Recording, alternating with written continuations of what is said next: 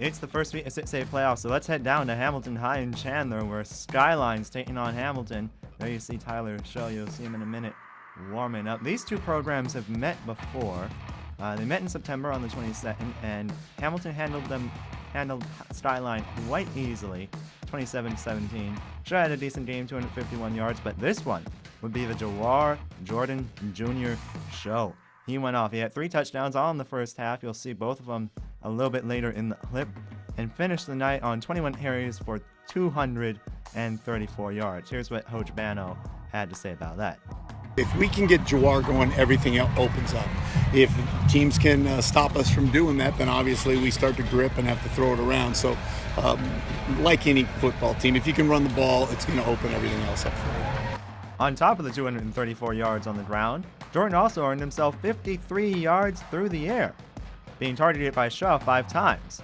But one of the most important things he opened up were the Skyline emotions. The Coyotes were frustrated the entire game, and even drew themselves a personal misconduct penalty at halftime for arguing with the refs. The Coyotes had just about as much success as they did in the first game. Hassel went 7 for 14 for 156 yards through the air. Ethan Truesdale gained 140 yards on the ground, and Darius Glover hot for 109. But the night belonged to the Huskies. On the other side of the ball, the Huskies recorded 2 sacks from Hogbaugh and Miller, and Clayton Hooper picked off the Coyotes twice, as Skyline was held to 380 yards of total offense. The Huskies, on the other hand, totaled 544 yards in a decisive 49-27 win over Skyline.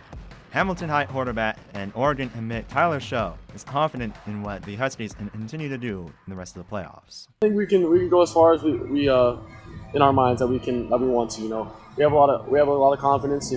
But if we get down on ourselves, and that kind of how it ends up. So we just got to keep staying positive, keep having enthusiasm, and we have a great group of guys. So we just got to keep going.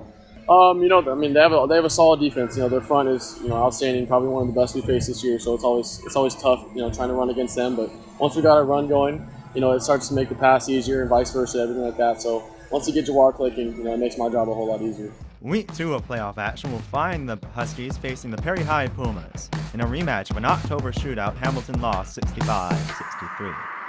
And that's for next week. For the Stone Page, this is James Powell